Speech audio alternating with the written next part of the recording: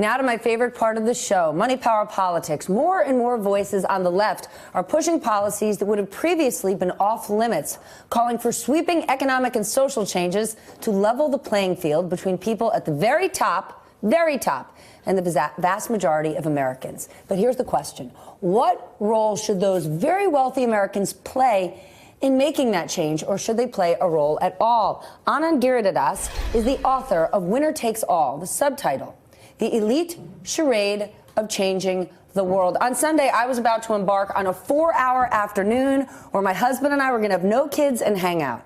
And then Anand and I got in an argument on the Twitter, and that resulted in me starting to listen to his book, much to my husband's chagrin, but to my pleasure. I think this book is fantastic, and I want to talk about it. Welcome.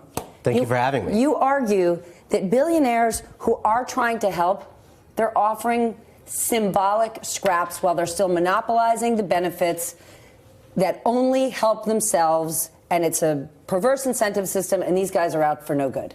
You know, that's exactly right. I observed something that I think you've observed and many of your viewers will have observed, which is that you can't walk down the street without bumping into a plutocrat who says they want to change the world and make the world a better place. More money being given away than ever. You know, people have these foundations. They do disruptive this, disruptive that. Mark Zuckerberg's trying to fix education. He's trying to eradicate all the diseases, even though Facebook's a little bit of a plague. You know, he's not alone. The Google guys are trying to emancipate people through information. Every rich person has a plan to save the world these days.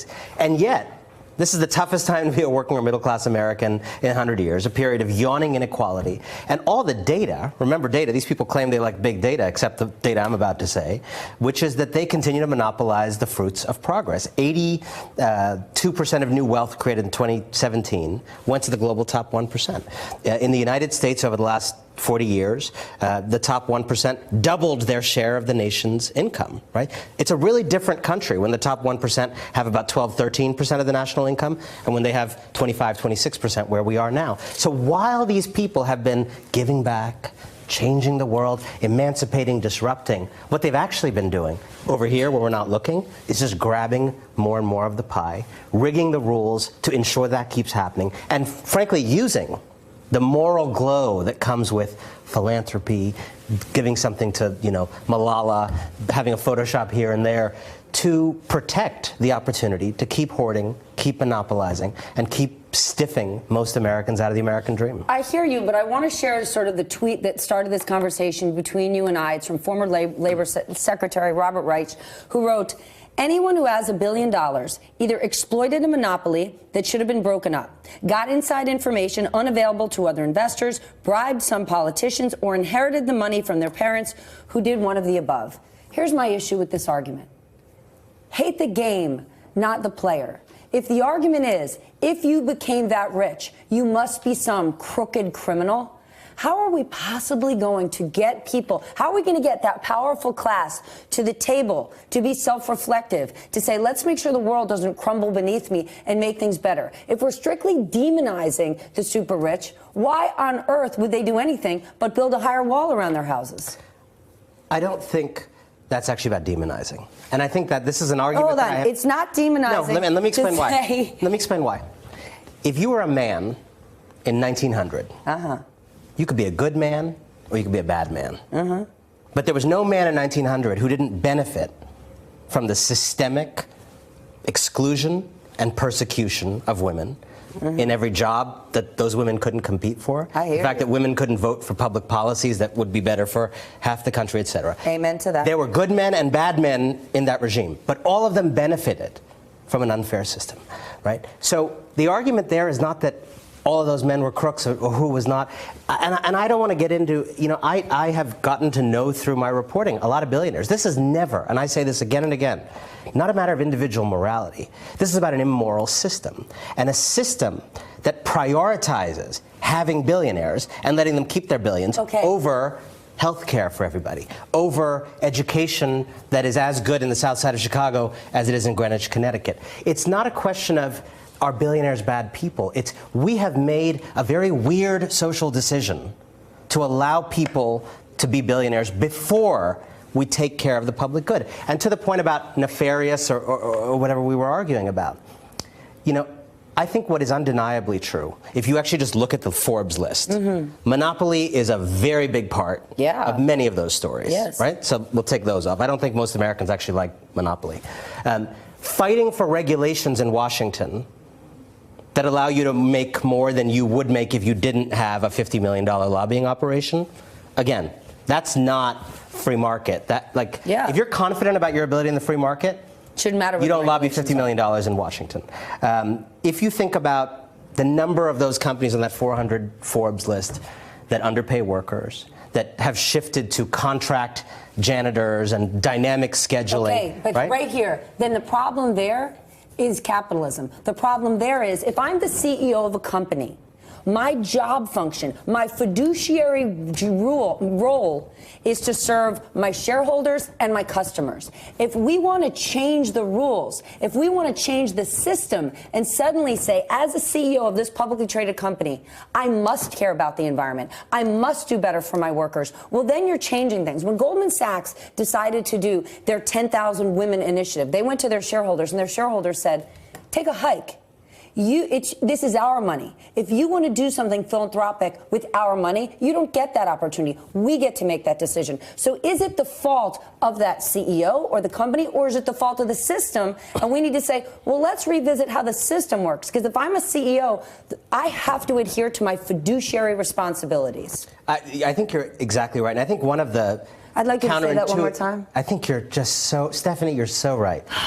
Come on every day. I think one of the things that actually is surprising to people about my book, although I'm a critic of these companies, is I actually think that it's their job to be companies, and it's the society's job to take care of the public good. I think what I don't like is those companies using some cosmetic do-gooding to try to stave off democratic action. I'm going to read. I have this wonderful network of informants in the biggest companies in America telling me what's really going on. Right? I like that. I'll tell you something I got yesterday in an email from someone in one of the most powerful in the news companies in America. This person writes, the only thing that can be trusted in this era of financialization is that companies will primarily act for profit. So other forces must be empowered to combat, counterbalance, and curb this. I think a lot of wise people in corporate America are actually starting to realize the truth of that statement. It's their job to play offense. It's the society's job to think about what kind of health care we need, what kind of education we need, and actually to set the rules of the road that will allow most people to avail of the American dream. I'm with you, and we have the same ultimate goal. But if what's happening right now on the progressive left is demonizing, is to say it should be illegal for Jeff Bezos to be that rich. He's a bad person. This person's a bad person. Who said he's a bad person? How are we going to Who said he's a bad person? I don't think Jeff Bezos should be a billionaire or at least have as many billions as he has. Who said he's a bad person? But do you think that my guess is, I've heard he cooks pancakes for guests at his house. I've heard he's a very nice person. That's what I've heard.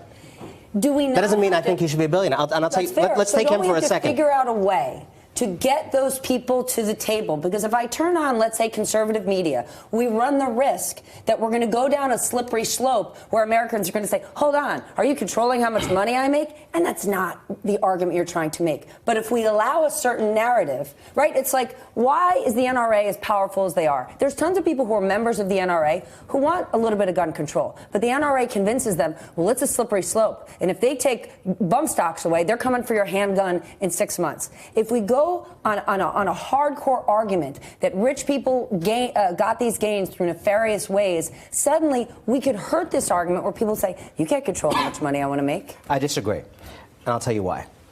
No time left. Who was the last president? Sorry. Who was the last president who actually did do a little bit of demonizing? FDR. Called them malefactors of wealth. He was one of them. He was a traitor to his class, which is one of the most noble things you can be. President Obama did.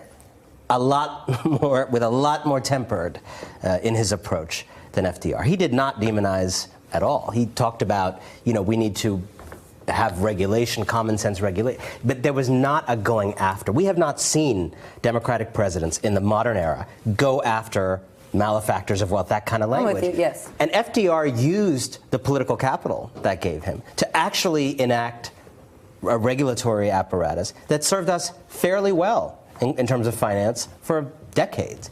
And I think a little bit of demonization of people who are stealing the dream from people is fine. You know, I think what you have plutocrats like Donald Trump doing is taking the real anxiety that many Americans have, and instead of actually leading those Americans to punch up at the powerful who stole it, getting them to punch out at Mexicans and other fantasy and causes. And then he's hooking up the powerful. Correct. And stuffing his cabinet full of them right before they croak. And so I think what's really important right now is for a new politics in this country, not about left and right, but frankly about humanism versus plutocracy. I have spent the last 5 months traveling the country, having these conversations with people. A lot of people come into my book events who are on the right, who do all kinds of jobs, who are on the left. And I will tell you, a lot of people have different views about markets, about government. Fine, that's fine. But not a lot of Americans want to live in a Downton Abbey society where very few people own everything, set the rules of the game, and throw symbolic scraps at people from the top of their manor while refusing to get out of the manor. It's time for a little humanity first. I have a feeling our next conversation needs to be about campaign finance reform. Because if we want people to do that, we're going to have to change how the system works. Yes. Thank you so much. Thank you so much for having me. Thank you. Hey there, I'm Chris Hayes from MSNBC. Thanks for watching MSNBC on YouTube. If you want to keep up to date with the videos we're putting out, you can click subscribe just below me or click over on this list to see lots of other great videos.